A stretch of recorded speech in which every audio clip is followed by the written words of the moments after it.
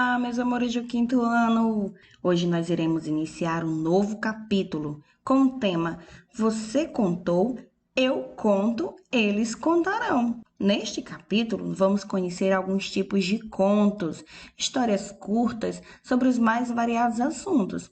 Também vamos aprender as flexões dos verbos e compreender a diferença entre palavras como tem e tem com acento ou vem e vem com acento. No Conversa Vai diz: você gosta de ouvir ou ler histórias? Você prefere as de amor, as divertidas ou as de assombração? Por quê? As histórias inventadas podem ser muito interessantes. Elas nos fazem conhecer novos lugares e viver aventuras que não seriam possíveis no mundo real. De onde vêm as histórias que lemos e ouvimos? Será que elas são inventadas? Será que elas são reais? O que vocês acham? Hoje nós iremos estudar especialmente os contos. Contos de fadas que nós aprendemos desde a nossa infância, quando éramos bem pequenininhos, os contos populares e os contos de assombração. Você acha que as histórias de assombração são sempre assustadoras? Pois nós iremos ler um conto de assombração da tradição oral brasileira. Vamos lá? O conto de hoje é A Menina e a Figueira. Era uma vez uma menina, já mocinha, que vivia com seu pai.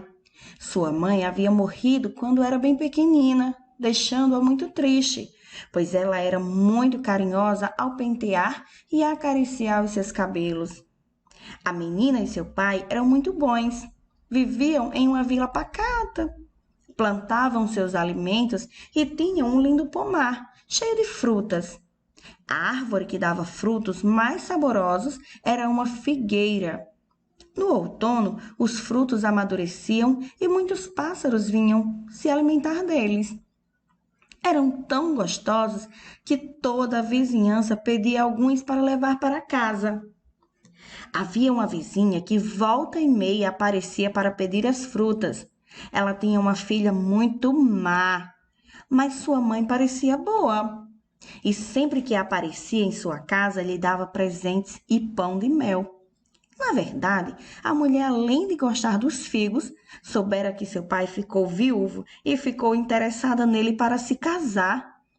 Então, agradava a menina na tentativa de ganhar a atenção de seu pai. Dia sim, dia não, a mulher lhe dava bolos e pão de mel. Tanto adulou a menina que acabou conquistando seu coração, fazendo com que pedisse ao pai para que se casasse com a vizinha.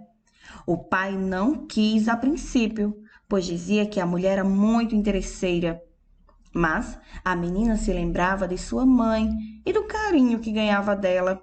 E mesmo que soubesse que jamais poderia ser substituída, acreditava que talvez pudesse ter o carinho de uma pessoa querida e carinhosa como sua mãe. Daí falou: case com ela, papai. Ela é tão boa para mim. Sempre me dá presentes e pão de mel. Mas o pai lhe respondeu: não sei não, minha filha. Hoje ela lhe dá mel, amanhã lhe dará fel. Entretanto, a menina continuava a insistir com o pai para se casar com a vizinha.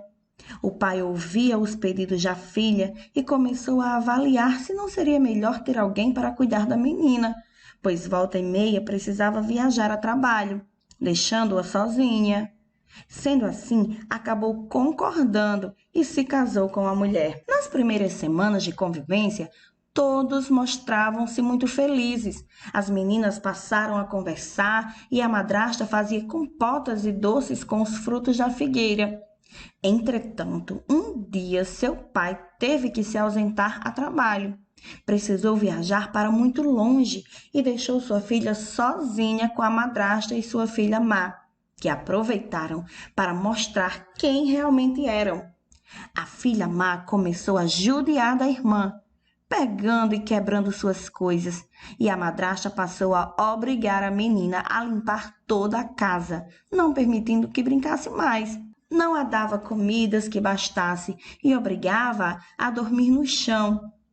Quando a casa estava toda limpa, pedia que ela fosse para o quintal e cuidasse da figueira, para que nenhum passarinho bicasse mais os frutos da árvore. A menina, que era amiga dos pássaros, ficava muito triste de ter que fazer isto e deixava que comessem alguns dos figos, mas fingia que os expulsava quando a madrasta aparecia dizendo: "Show, passarinho, show!" A madrasta, ao ver que alguns figos estavam bicados, batia na menina impiedosamente. Enfurecida ao ver que a desobedecia e que os frutos da árvore estavam se acabando, bateu na menina mais uma vez e a enterrou debaixo da figueira. Quando o pai voltou de viagem e perguntou pela filha, a madrasta mentiu e falou que a menina havia perdido o juízo e desaparecido, que tinha saído pelo mundo a viajar com os passarinhos. O pai dela ficou muito triste. Nada tinha mais graça para ele. A saudade que tinha da filha era muito forte e então tentou se confortar sentando-se debaixo da figueira, que era a árvore de que a menina mais gostava. Ao ir ao quintal, reparou que havia crescido um capinzal muito alto. O capim havia crescido bem em cima de onde sua filha havia sido enterrada. Daí, o pai, sem desconfiar de que a filha estaria enterrada naquele lugar, chamou um capineiro para capinar o capinzal que havia crescido. O homem chegou pela manhã e, ao começar a cortar o capim, ouviu uma voz que saía do fundo da terra. "Capineiro de meu pai, não me corte os cabelos. Minha mãe me penteou, minha madrasta me enterrou pelo figo da figueira que o passarinho bicou. Xó, passarinho, da figueira do meu pai." O jardineiro, ao ouvir a voz, saiu correndo e foi contar ao pai da menina o que ouvira. O pai foi logo ver o que estava acontecendo e ouviu a mesma voz que continuava cantando uma melodia triste, saindo do fundo da terra. Então o pai começou a cavar e lá bem fundo encontrou sua filha, que ainda estava viva. Os dois se abraçaram de felicidade e foram juntos para casa. Ao chegarem em casa, o pai expulsou a mulher e a filha. Mesmo que o pai não as tivesse expulsado, não seria preciso, pois saíram correndo ao ver que a menina voltava com o pai, sem saberem sequer se a menina estava viva ou morta.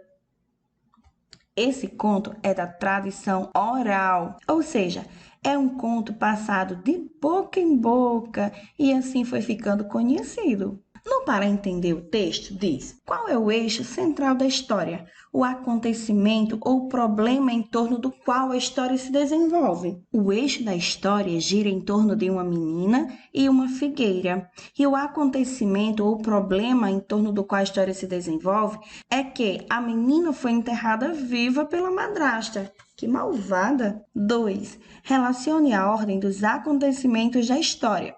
Letra A para começo, B para meio, C para fim. O pai encontrou a filha. O pai casou-se com a vizinha. A madrasta maltratava a menina. Qual desses fatos aconteceu primeiro? Ah, o pai casou-se com a vizinha. Depois que ele casou-se, o que aconteceu? A madrasta começou a maltratar a menina. E, por fim, o pai reencontrou sua filha ainda viva. Número 3. Chamamos de clímax o momento da história em que há maior tensão.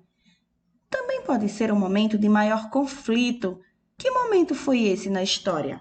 O momento de maior tensão foi aquele em que a madrasta enterra a menina viva depois de bater nela. E o que você sentiu ao ler essa história? Qual a sua sensação? Qual o seu sentimento? Você teve medo? Você sentiu apreensão? Você sentiu tristeza? Você sentiu horror? O que você sentiu? Escreve aí. Número 5. Quem é o protagonista? Ou seja, o personagem principal dessa história. O personagem principal dessa história é a pobre menina. E quem é o antagonista? Ou seja, aquele personagem que faz oposição ao personagem principal. É a madrasta. Número 7, da página 29, nós vamos associar as colunas atribuindo características aos personagens, conforme o texto. Você pode atribuir uma mesma característica a mais de um personagem, certo? Então, nós temos na coluna da direita, madrasta, filha da madrasta, pai, filha do viúvo e o capineiro.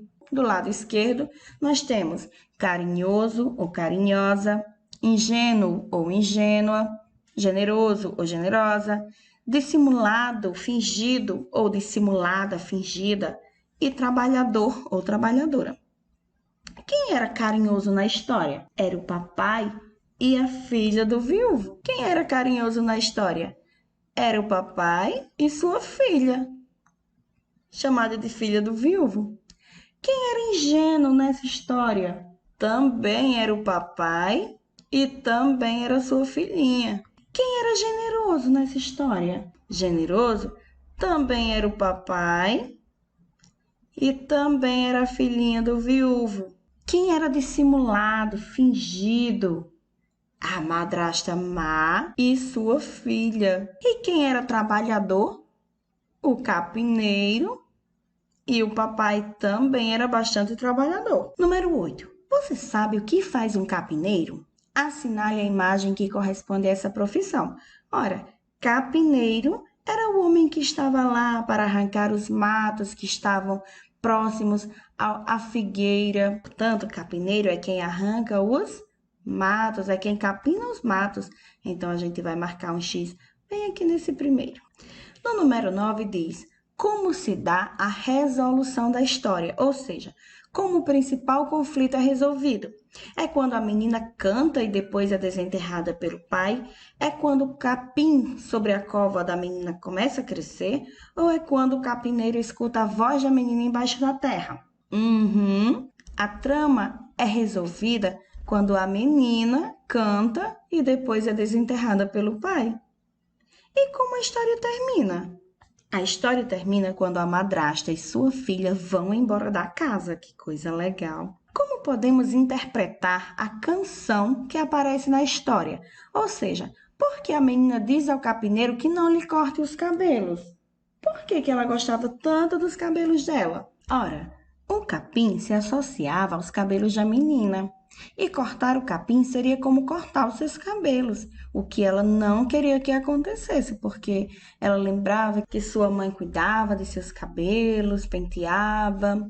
Então vamos saber. O texto que lemos é um conto, é uma narrativa ficcional, breve, com poucos personagens e um enredo. Isto é uma história que tem começo, meio e fim. O enredo se dá com base em um conflito ou por meio das ações dos personagens que apresentam diferenças entre si. Chamamos de protagonista o personagem principal e de antagonista aquele personagem que faz oposição a ele. Quando a ação de uma narrativa atinge um momento crítico ou quando se acentua o conflito da história, tornando o desfecho inevitável, acontece o clímax, ou seja, o clímax é aquele momento mais tenso da história. E o desfecho ocorre quando há a solução do conflito produzido pelas ações do personagem. No caso do desfecho do nosso conto, foi quando o pai encontrou a menina e voltou para casa feliz com sua filha. Existem vários tipos de contos, além dos contos de assombração. Existem os contos de fadas, por exemplo, que são aqueles em que acontecem coisas mágicas, coisas criadas, coisas inventadas, coisas do mundo da imaginação. Apresentam personagens fantasiosos, como dragões, bruxas, sereias, fadas, e que até os bichinhos ganham fala. Alguns são muito antigos e mundialmente conhecidos, como, por exemplo, Pinóquio, que é um bonequinho de madeira que ganha vida, e A Bela Adormecida. Já os contos populares são narrativas de tradição oral, ou seja, são contados em família e nas comunidades e são passadas de geração em geração. São essas histórias que nossos pais nos contam, que os nossos avós contaram aos nossos pais, que os nossos tataravós contaram aos nossos avós e foi passando aí de geração a geração, certo? Temos aqui 2 sugestões de livros muito bons para que vocês possam ler. Malas Aventuras e 7 de um Golpe Só. São 2 livros maravilhosos. Um conto de fada e um conto popular. A nossa tarefa de hoje é a criação de um conto. Será que escrever um conto é tão divertido quanto ler um? Vamos descobrir? Agora você vai escrever um conto de assombração. Para planejar e organizar a estrutura de seu texto, complete os dados abaixo de acordo com o que você pretende escrever. Em seguida, escreva seu conto no caderno. Depois, utilize a folha do material de apoio da página 7, essa página que eu vou mostrar agora, para produzir a versão definitiva do seu conto. Então, vocês vão lá no material de apoio, vão procurar essa página aqui, ó, essa página assustadora, para produzir a versão final do conto de assombração de vocês, ok? Para planejar o conto, vocês irão colocar o título. Como vai se chamar esse conto? Quem será o protagonista? Quem será o antagonista? E os outros personagens que participarão do meu conto, quem serão? Escreve tudo aqui. Espaço. Onde é que se passa a minha história? Será na floresta? Será em um castelo? Será em uma casa? Será no meio da rua? Tempo. Quando se passa essa história? Há muitos anos atrás? Nos dias atuais? É uma história que irá acontecer no futuro? Como você vai começar essa história? Era uma vez, um certo dia. E o meio da sua história, como será? E qual será o final, o desfecho da sua história? E o clímax, aquele momento de maior tensão, qual será? Vocês farão o esboço nessa página, na página 33, e escreverão a versão final naquela folhinha que eu mostrei, do material de apoio, ok? Então, essa é a nossa tarefa de hoje. Um abraço para vocês e até o nosso próximo encontro.